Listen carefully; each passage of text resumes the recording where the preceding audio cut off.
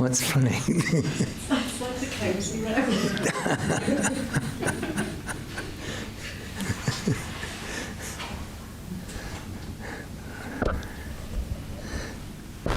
Good evening, everyone. So we're going to continue our discussion of, having come to realize that we experience problems and suffering day by day. There's a nice analogy that it's almost like living in a thorn bush. We get pricked by the thorns on one side, and we think, oh, if I move to the other side, it'll be okay. But we move to the other side, and we still get pricked by these thorns on that side. So there's nowhere where we can feel really comfortable. You ever realize this?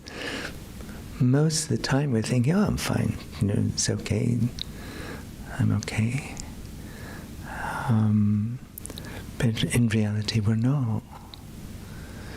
So if we come to realize this, and we come to realize that Buddha is giving us a way out of this suffering, and we think, yeah, I want to free myself from suffering. It's a kind of novel idea that it is possible that we can free ourselves from suffering. But the reason that we can do this is that suffering is a state of mind. And if we gain control over our mind, then we can create qualities of mind that are not related to suffering. In the same way, happiness is a state of mind, and if happiness and suffering are opposites. So if we have happiness in our mind, then we don't have suffering appearing. So if we can train our mind to become free of the causes of suffering, and we train our mind to cultivate the causes of happiness, then we've cracked it. It's that simple. But we need to want to do it. And what Buddha is saying is that the way that we can free ourselves from suffering is to engage in the 3 higher trainings. They're called higher because they're motivated by the wish to become free of suffering. So, does anyone here not want to be free of suffering? You quite happy with suffering? Fine, you can choose that. It's okay. It's very democratic mental training and Buddhist training. But you can do it or not do it, whatever you like. So, the 3 higher trainings are higher moral discipline, higher concentration, and higher wisdom. So last week we were talking about one of the parts of higher moral discipline, which was the moral discipline of restraint. Coming to realize that all our happiness comes from a mind that wishes other people to be happy. And all our suffering comes from a mind that just wishes oneself to be happy.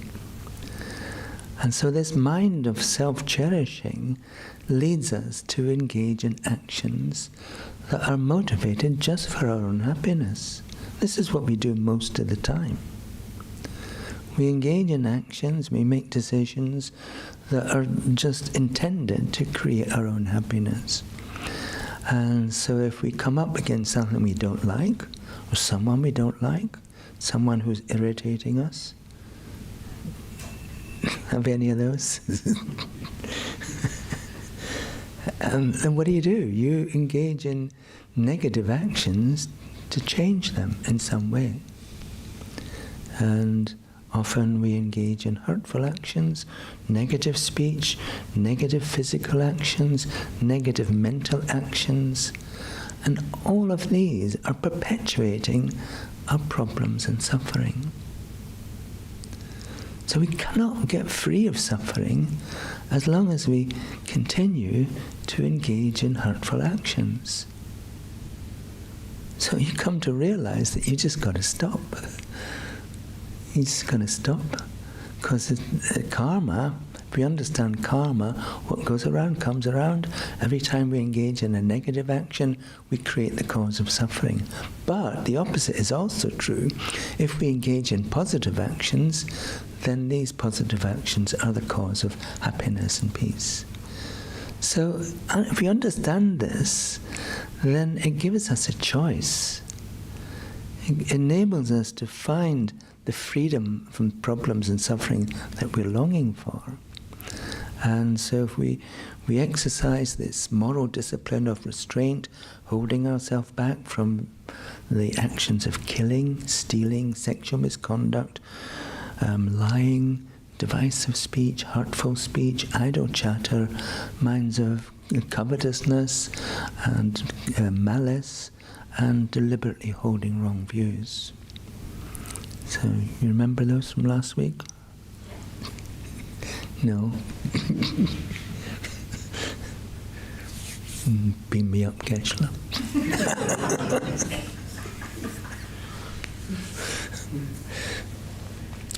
So, today I want to talk about the two other parts of moral discipline, which is called gathering virtuous dharmas. And dharma has different interpretations. It essentially means Buddha's teachings, but it also means the truth. If we mix our mind with dharma, then all the decisions become based on the truth. And so we can stop making mistakes. So we immerse ourselves in Buddha's teachings, then we know we're going in the right direction. So gathering virtuous dharmas and the moral discipline of benefiting other people. Moral discipline of benefiting others. So moral discipline has these two main parts. Not causing harm, and learning how to benefit other people. We're probably familiar with the second part. And the part in the middle is engaging with Buddha's teachings, because they're going to lead us in the right direction. Venerable Geshe-la often refers to Dharma as like a mirror. We look in the mirror and it reflects back what we're really like. So we're holding a Dharma text and it shows, you can do this and you can find happiness and peace, and you think, but I'm not doing that. So why, I want to be happy, but I'm not doing that. I'm not creating the cause of finding real happiness and peace. Instead, I'm doing the opposite. There's a nice analogy. We long to be happy, but we run towards suffering in the other direction. Yeah. You ever noticed this? Yeah. Okay, so we'll begin with liberating prayer, and then we'll do a meditation.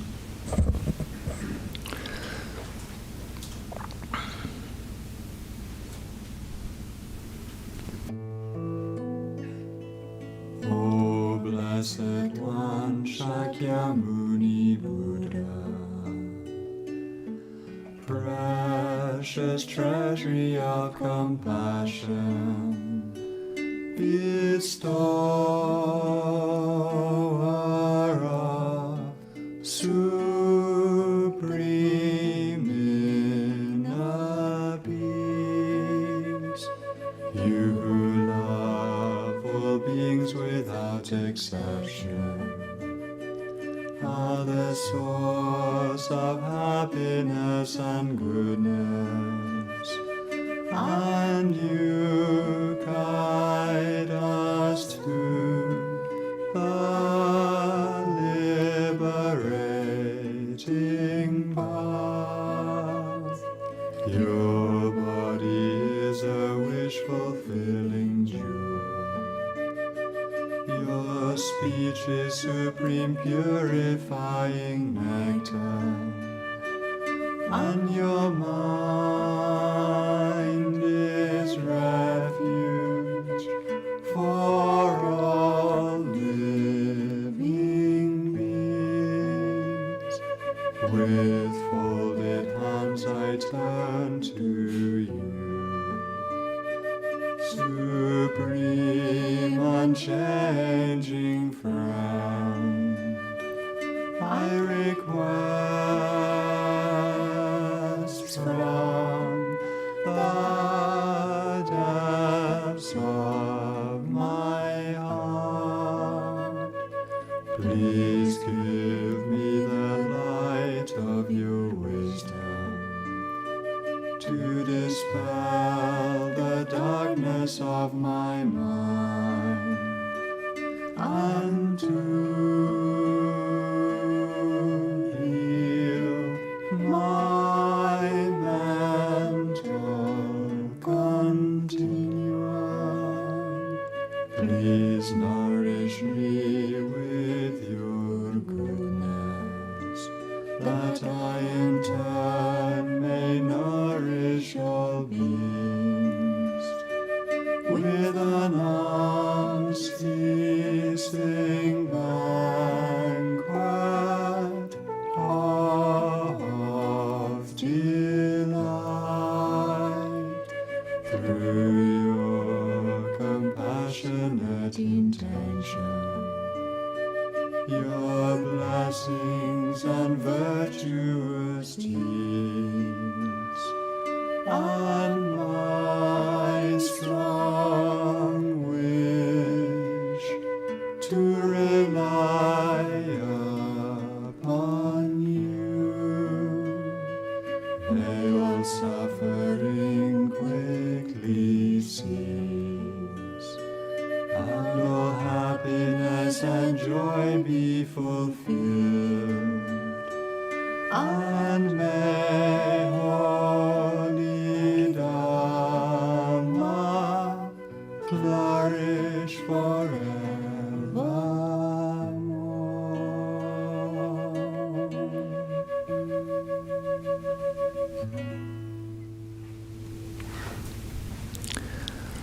And so we can meditate.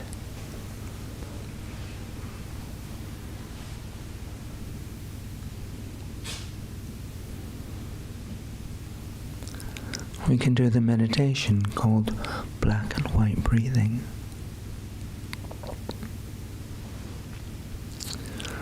Imagine all your negative thoughts and feelings. Any feelings of irritation or anger or resentment or jealousy or strong, uncontrolled desires.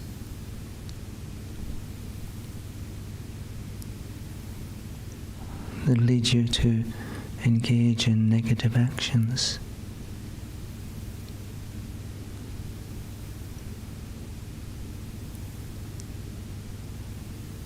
Or feelings of anxiety,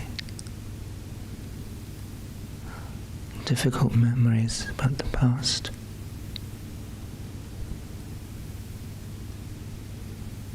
Feelings of fear.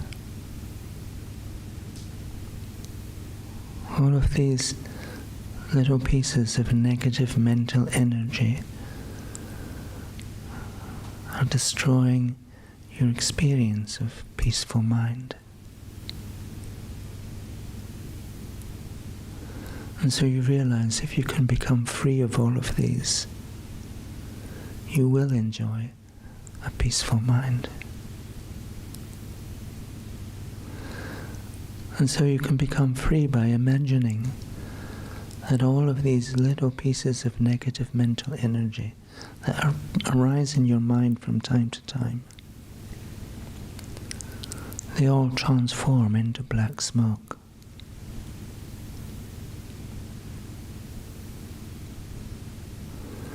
And then they all gather together in a cloud of thick black smoke. at the level of your heart. And so imagine you're seeing this black smoke and you realize this is everything that's destroying my experience of peace and happiness. And so you desperately want to be free of this, all of this darkness. And every time you breathe out, you breathe away some of the black smoke. And as it leaves your body, it vanishes into empty space. Vanishes completely.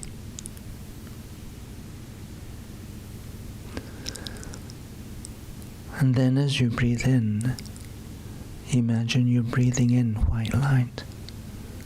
This light comes from the blessings of all holy beings, all those who have gone before, who have completed the path to enlightenment, just like you will.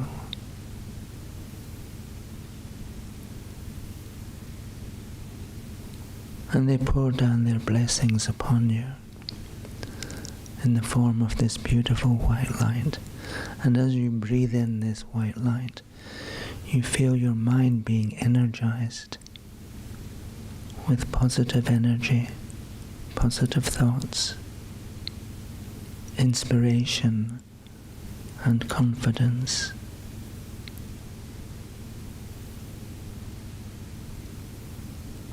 And this light is healing all your negative aspects.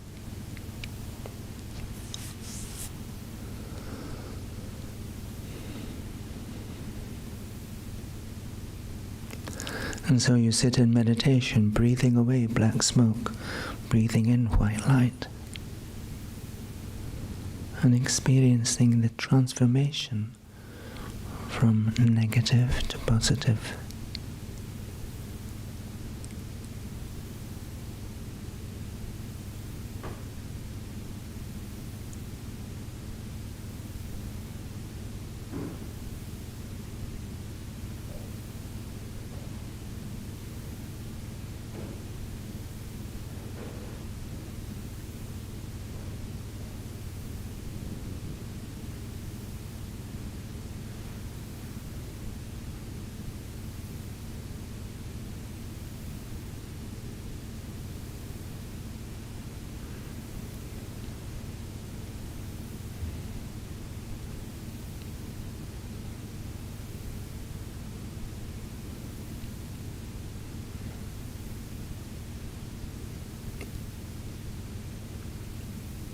Keep breathing away black smoke, breathing in white light. Feel your mind being transformed.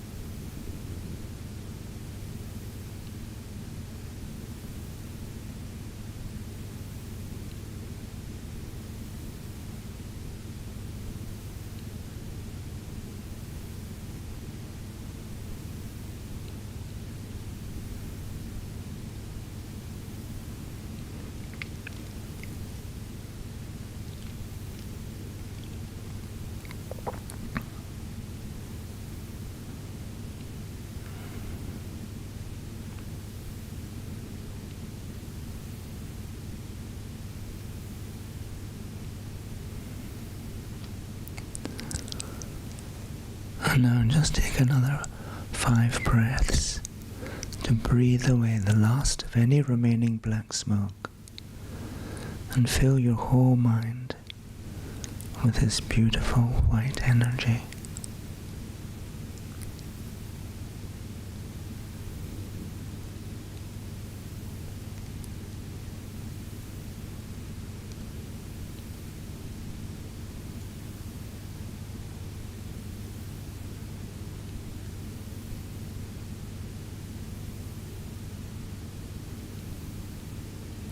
feel as if your mind is energized and confident. You can accomplish becoming the best you can be.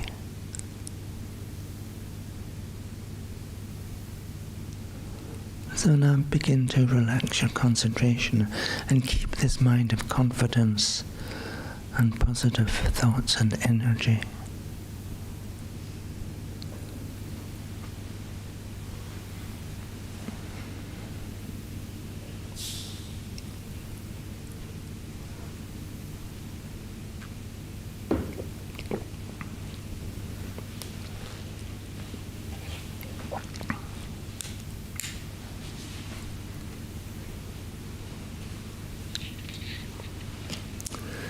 So, in gathering virtuous dharmas,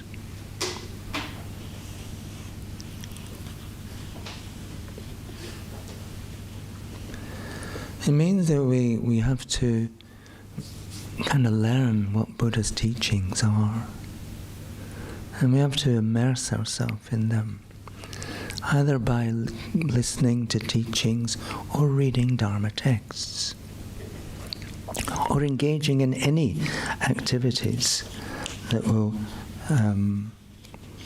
further the spread of Dharma. Because imagine you get this beautiful energy from your own practice of Dharma. Do you just want to keep it to yourself? Yeah. What about your friends? You don't want to give them that same energy as well? Your parents, your siblings, and so on.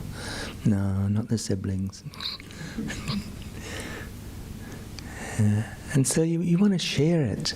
Your understanding of Dharma that's creating your own happy, peaceful mind.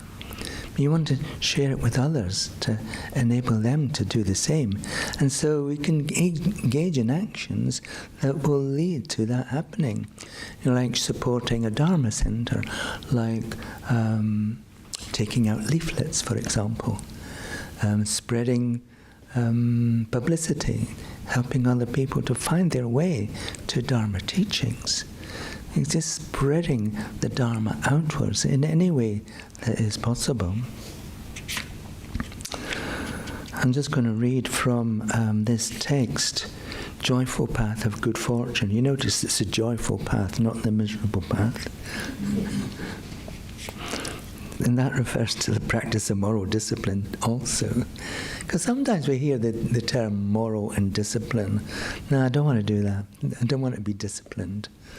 I just want to be free-flowing and just do whatever feels good. You know?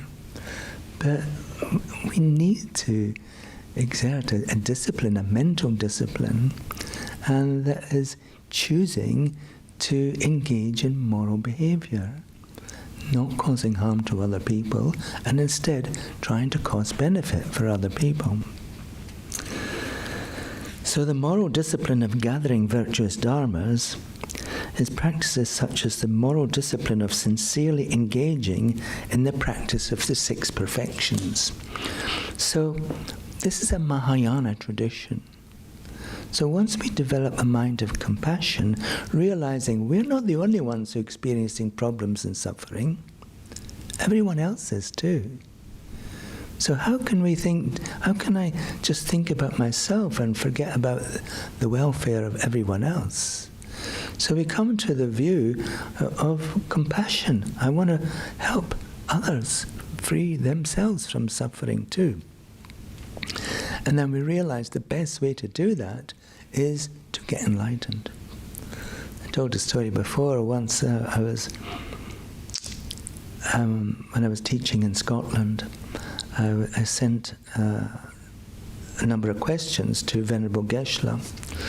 And I tagged on at the end of these questions, they were about Dharma topics, and I tagged on at the end, is there any special practice I could do to help my aged mother? And he answered all the other questions, but he didn't answer that one. So I thought, oh, he's just telling me to use my own wisdom. So one day I was reading this very book, and it dropped open a page, and I looked down, and it said, the best way to help your aged parents is to get enlightened. There is no other way. Everyone has their own karma that they have created, and everyone is experiencing the results of that karma. And so most everyone has created negative actions and bears negative karma in their mental continuum, including all your friends and all your parents, your brothers and sisters, your children have their own karma. And you can't change that. Only they can change it for themselves. But what we can do, however, is help them to purify their minds through the practice of Dharma, helping them to stop engaging in creating any more negative karma, and help them to engage in positive karma instead. So we make a determination, I'm going to get enlightened, so I can really do this for everybody else. And so the way to get enlightened is to engage in the practices of the 6 perfections. It includes the perfection of giving, the perfection of moral discipline, the perfection of patience. Patience just eliminates all your anger. The perfection of effort, the perfection of concentration, and the perfection of wisdom. So when we make a commitment to ourselves and to the holy beings who've gone before, I want to become just like you, so I'm going to engage in the practice of the 6 perfections. And so that's how we can improve ourselves, how we can find our way out of suffering, and how we can help other people to do the same. Because just naturally, we're becoming a better example day by day. Other people are looking at us and we're saying, oh, I want to be like them. They seem so peaceful these days. They seem so kind and considerate of other people. I want to be like them. And so just by changing yourself, you're indirectly helping other people. Yeah. And then as you develop compassion and wisdom in your own mind, then you begin to understand and know how you can really benefit other people. You have the power, you begin to have the power to be able to accomplish this. So the practice of the 6 perfections and the moral discipline of engaging in the 10 Dharma activities. Writing Dharma books. Well, we don't need to do that any longer because Venerable Geshe-la has written countless Dharma books, 23 Dharma books, which encompasses all of Buddha's teachings. And also we're kind of not encouraged to write anything new. Because Geshe-la knows the complete path to enlightenment, and it's all his texts are completely unmistaken. If we were to write something, maybe we'd just be writing something out of our own mind. I don't think that's right. I'll write something different. So we're just misleading other people and taking them in the wrong direction. We can never be sure unless we're practicing Geshe-la's texts. Reading Dharma books, we can do that. Memorizing words of Dharma, it's a good idea. So we always have something to bring to mind. For example, all my happiness comes from wishing other people to be happy. Straight out of Guide to the Bodhisattva's Way of Life. Reciting words of Dharma. So we're using our voice to create wisdom. Where do our words come from? They come from our mind. And so we're giving voice to our mind. And so essentially that just reciting those words is practicing Dharma. We're putting Dharma out into the world. Making offerings to Dharma, which, for example, you see the offering bowls here. Anyone can come and do this if you would like to. We're always looking for volunteers to come and do the offerings. You create a vast amount of positive energy or merit just by making offerings to the holy beings. The 7 offering bowls signify sweet water for drinking, water for washing the feet, flowers, incense, lights, scented water, food. And there's another one called music, but music is just in the air, so there's no bowl that represents them. So we can come in every time we're emptying the water bowls and filling them up anew with water. We're creating an offering to the holy beings, and this creates beautiful, positive energy and merit. So, if you speak to Siddhana, he'll sign you up to come and make offerings. And just because they were already done doesn't mean to say they can't be done again. And so you can queue up, and maybe 5 or 6 people can take turns to do the offerings on any particular day. And that would be wonderful. I mean, you can come in at any time and just do offerings. It's an extraordinary practice. It makes your mind very light, actually. Making offerings to Dharma, giving Dharma books. Giving Dharma books, you're giving Dharma to other people. You don't need to be sitting on the throne teaching. You can buy a book and here, read this one. And I've really enjoyed this and got a lot out of it. You might do too. Just check it out. Particularly the books that Venerable Geshe-la has made free. Modern Buddhism and How to Transform Your Life. Just give someone a card and say you can get this for free. This is like a gift of Dharma. It's the best gift we can give to anyone. The reason for that is we give people nice gifts at Christmas and birthdays and so on. But it only lasts them for one lifetime.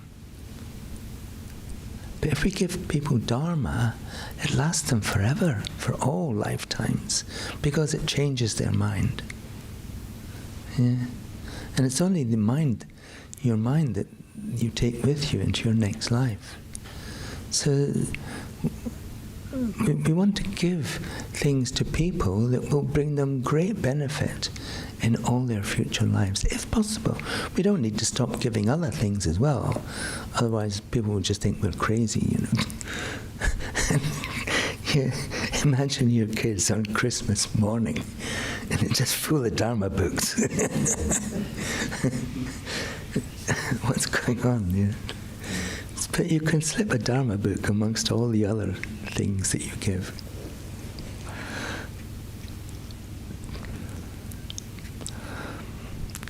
Explaining the meaning of Dharma. And so you come to classes, you read Dharma text, and you get some understanding. And you can use that understanding to help other people explain meaning. And meditating on the meaning of Dharma.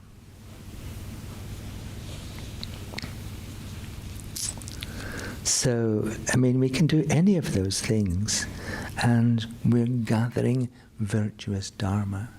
We are immersing ourselves with Dharma. And you can do this on a daily basis. You don't have to read the whole text at one time. We're not suggesting that. But you can read a paragraph. You can read a paragraph every day. You can, often people have used this book in an interesting way.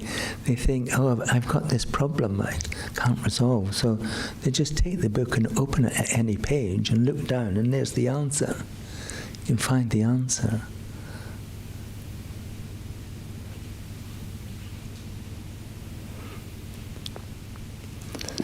So, then there's the moral discipline of benefiting living beings. It's essentially just helping other people with their problems and suffering, helping them to move in the right direction, to get on this spiritual journey themselves. Alleviate. So Arya Asanga, have you heard the story of Asanga who wanted to receive teachings directly from Buddha Maitreya? And so he was in a cave meditating on compassion for 12 years. He tried to give up a couple of times, but then he kept going back. But then finally he decided, I haven't seen Buddha Maitreya directly, so I'm going to give up. And as he was walking down the hill, he comes across this old dog. And the dog has got sores, covered in sores, and there's maggots in the sores. But when he sees this, his heart just breaks open with compassion, and so he tends to the dog, and in the process he's helping he cares for the maggots as well. And so this finally pushes his mind of compassion over the threshold, and Buddha Maitreya appears to him. It was the dog all along. The Maitreya was just appearing as a dog in order to help Asanga. And apparently Maitreya was with Asanga all these 12 years while he was in the cave. But Asanga didn't have the merit to be able to see him directly. So Arya Asanga explained there are 11 main ways of helping others. Alleviating the suffering of others and offering them assistance in their work. So you can offer assistance to Sudana. He'd be very happy to. Sudana works very hard, so there's a lot to do and keep the centre running and publicised and so on. So any help that you could offer in any way at all would be great, like coming and doing offerings and so on. Teaching others skills when they do not know how to accomplish tasks. We can help others by teaching worldly skills, such as how to read and write, and how to use computers and so on, and by teaching spiritual skills, such as how to meditate. Does anyone ever show other people how to meditate? You ever think about that? It's relatively simple. You just get them to sit down and watch their breath. That would be a great thing to do. Everybody wants to learn to meditate, in some way or other. Everyone would get the benefit of learning to meditate. Returning the kindness we have received. If we cannot actually do anything, we can at least remember the kindness we have received and pay due respect. So it's a mind of gratitude. Remembering the kindness you've received is a mind of great gratitude. So who have you received kindness from?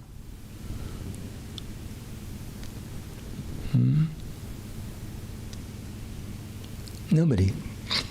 Nobody's given you any kindness. That's what we tend to think, actually. We're so busy thinking that we create everything for ourselves. It's sometimes difficult for us to realize that we receive so much benefit from other people. And take your mother, for example. You received extraordinary benefit when you were incapable of looking after yourself. Your mother was delighted to see you coming into this world, and she clasps you to her breast and feeds you and takes care of you, clothes you, makes sure you get an education, teaches you things, plays with you, entertains you, and never stops worrying about you. My mother lived to be 98, and one of the last things she said to me was, "You look after yourself." And it just goes on and on like that. I'd been doing it for quite some time, but still she's concerned. She thinks I'm always getting into trouble or something, which is probably right.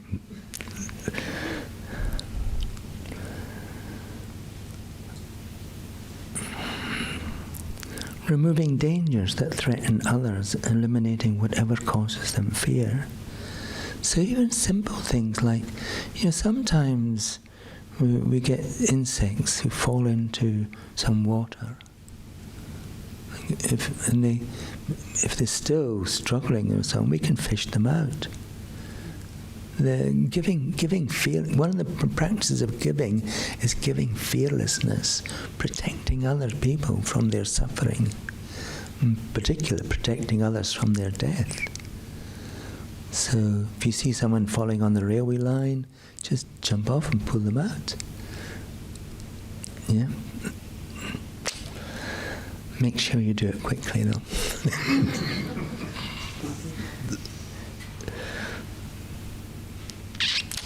Consoling others when they are in grief. Everyone's experiencing grief at some time or other. Sense of loss, sense of separation. Buddha said every meeting ends in a parting. Every meeting ends in a parting. Everyone you're close to, you're going to be separated from at some time. This is our suffering. This is our condition, and we experience suffering because of this. But if we were able to understand things like impermanence and karma and wisdom, we'd realize that things and people come into our life and things and people go out of our life. And this is our existence, this is our life.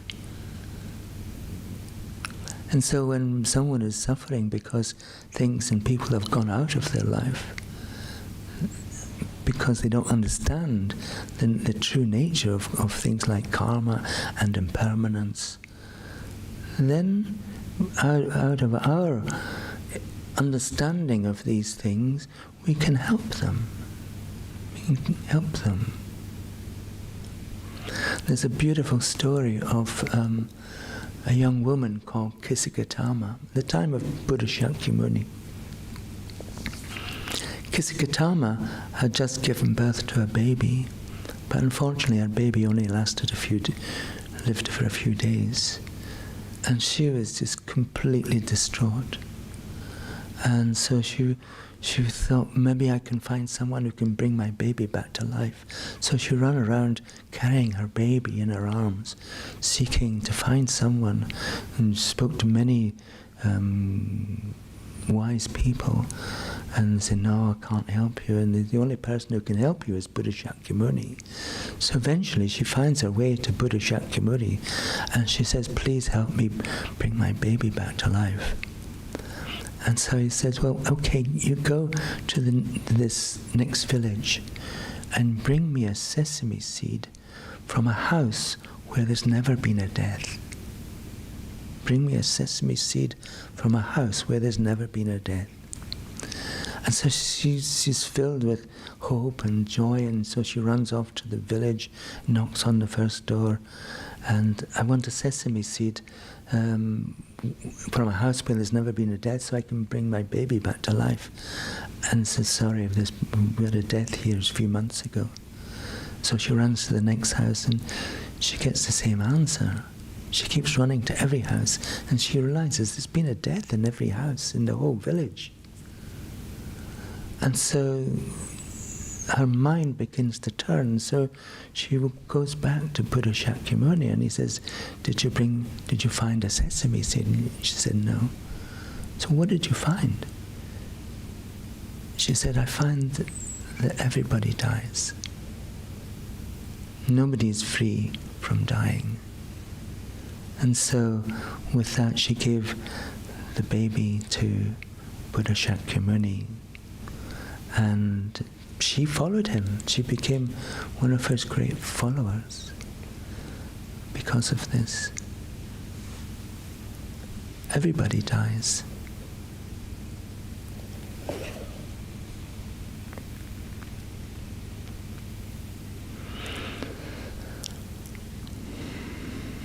So Buddha skillfully enabled her to find this understanding. He couldn't do anything about the baby. No one can bring babies back to life, or any other people who have died. But he enabled her to come to this realization that pacified her mind. Yeah. And then she followed him and became one of his main disciples, giving material assistance to those who are destitute, helping those who experience problems that come when they have strong delusions, such as anger or desires attachment. You got any strong delusions? Got any strong desires attachment? Have you ever had strong desires attachment? No. You've never been a teenager then. You've never fallen in love. You remember what it's like when you have a strong attachment to somebody or something. Yeah. And you can't bear to be without them. You go to sleep thinking about them, wake up thinking about them, you spend your day thinking about them, and it's like you can't wait until you see them again. And it's painful. It's true sufferings because of this strong attachment. It's this uncontrolled desire, this, Nobody's experienced this. I thought it was just me. And it's so painful. And it's so destructive. It's not the person who's the problem or the objects that's the problem. It's our relationship to them. And we could still enjoy them, or we don't have to chase after them. We don't have to use our whole energy, mental energy and so on to pursue them. As I said, things can come into our life and things can go out of our life, and we don't always get what we want. The things that we desire, there's two things. Things we desire bring no more satisfaction than drinking seawater. It's like we get what we want, but it never seems right. You've drunk seawater or salt water. You're out in a boat and you forgot to bring clean water with you, and the sun's shining down and you think, oh well, there's plenty of water out there, we'll just drink some seawater. So your thirst is quenched for a little while, but then you become even more thirsty. And so I drink more seawater. And so it goes on. You end up being mad. The salt just drives you insane. And that's what desires attachment does to you. It drives you insane. And apparently there's a saying in Arabic, if you want to drive anyone mad, just give them what they want.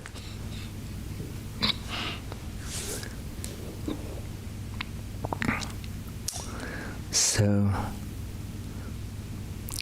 helping others in a way that is appropriate to their own views and customs.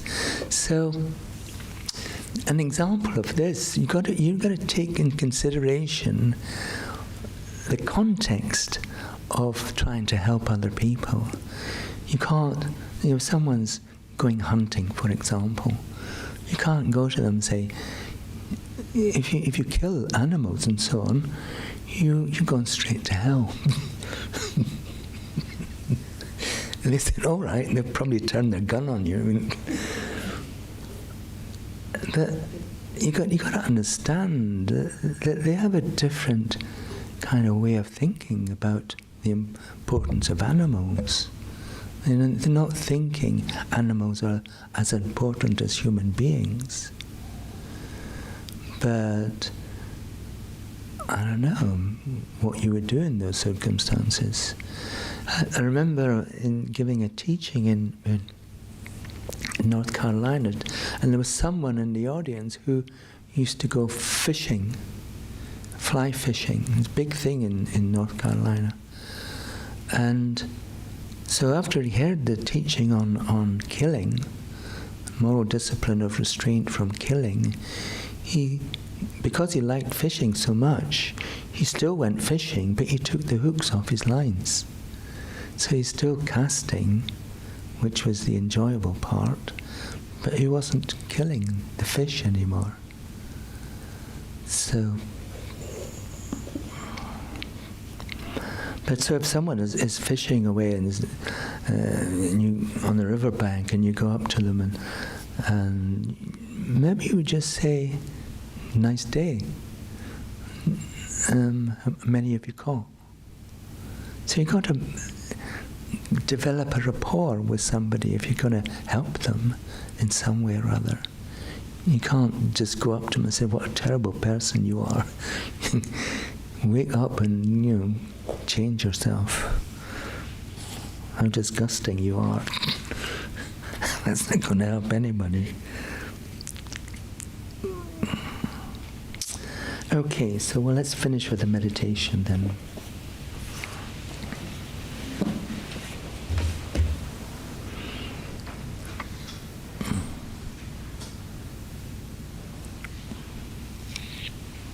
So again, sitting in good meditation posture.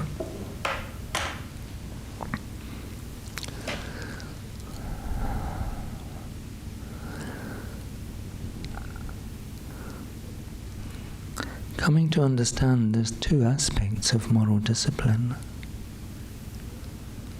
One is refraining from causing harm to others, and the other is benefiting others, including yourself, by immersing yourself in Dharma, helping others to do the same, and helping others in whatever way is possible and feasible for them.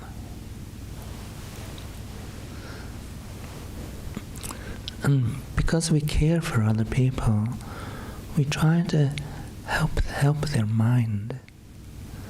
We try to help them become happy and free from problems in whatever way we can.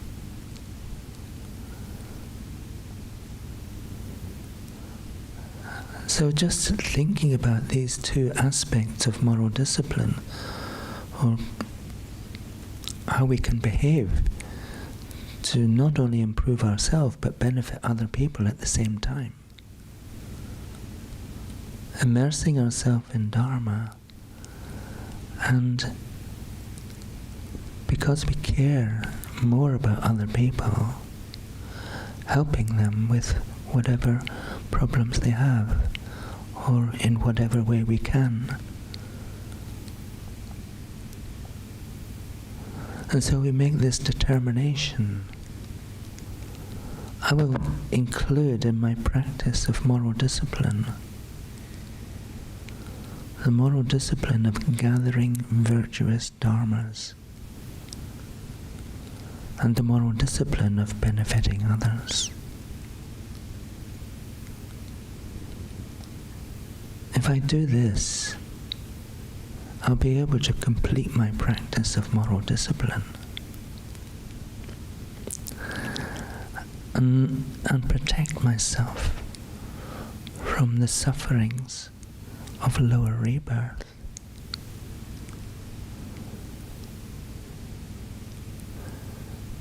and prepare the ground for improving concentration by letting go of gross distractions. So many benefits will accrue from my practice of moral discipline.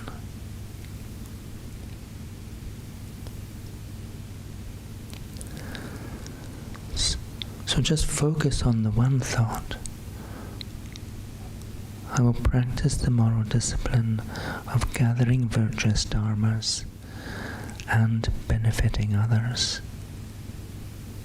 This is what I will do.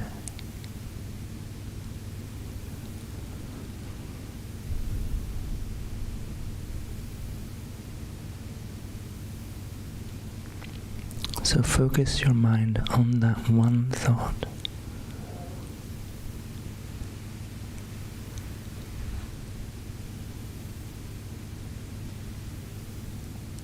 And hold it single-pointedly for as long as you can.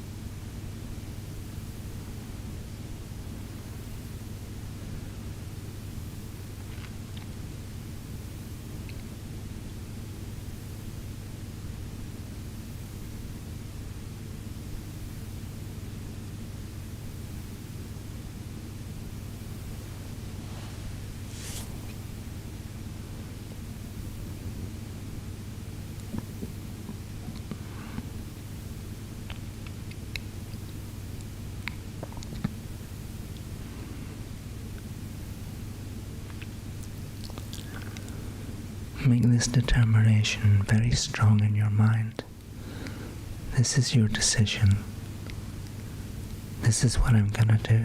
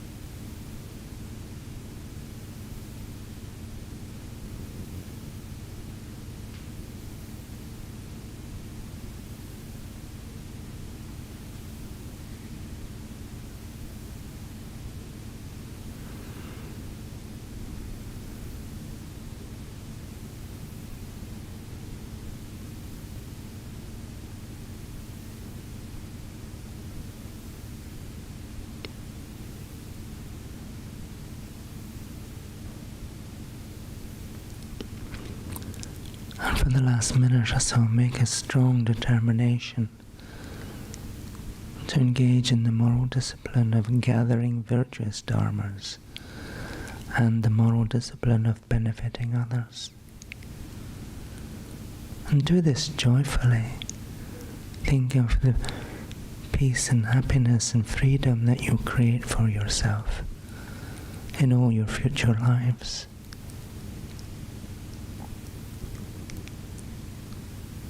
And the benefit you will give to other people.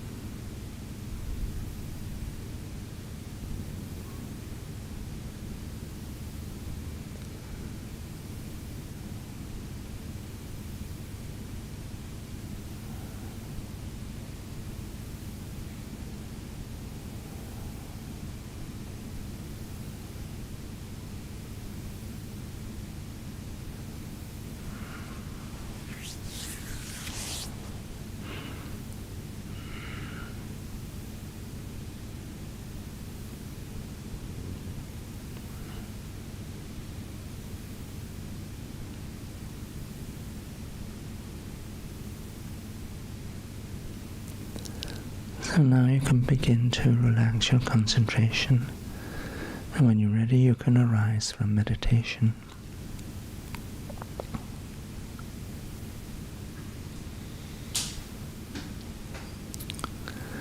So when we're out of meditation, we can do things like just pick up a Dharma text and read a paragraph, particularly modern Buddhism and how to transform your life. Also look for opportunities to bring benefit to other people. Look for opportunities to bring Dharma to other people. And sign up to make offerings. And next Tuesday, we're starting a new foundation study program. So this is a perfect place to gather virtuous dharmas. So come if you feel that, we have the general program, but if you feel you'd like to take Dharma further, to explore it more, the foundation program is the perfect place to begin to do that.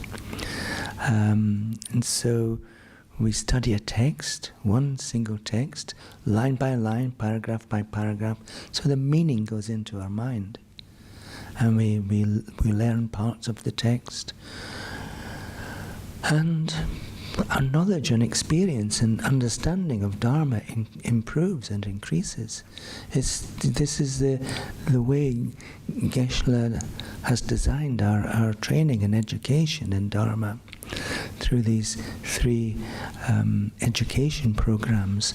This is the general program that we have, the drop-in class on a Thursday and other drop-in classes.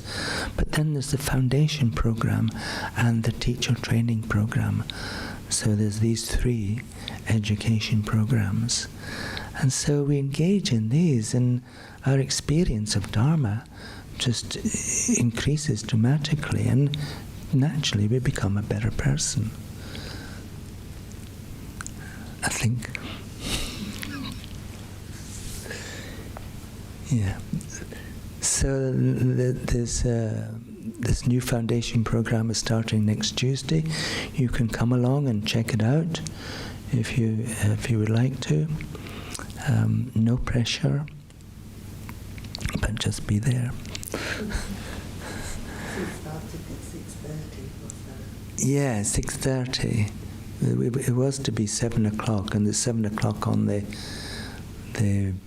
publicity, but we decided to go at 6:30. It's 2 hours, so so at least we finish by 8:30 instead of 9 o'clock. 9 o'clock's getting a bit late sometimes, particularly during the winter time. Yeah. Okay, any questions? Yeah. Well, just see to Sudhana for the offerings. Thank you so much. Thank you.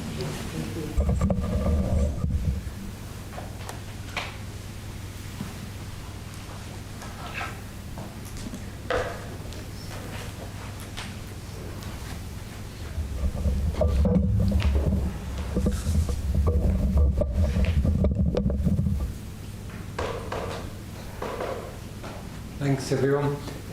So take these at home with you. I've got some one course there coming up, and also the event, special event at St George's Hall.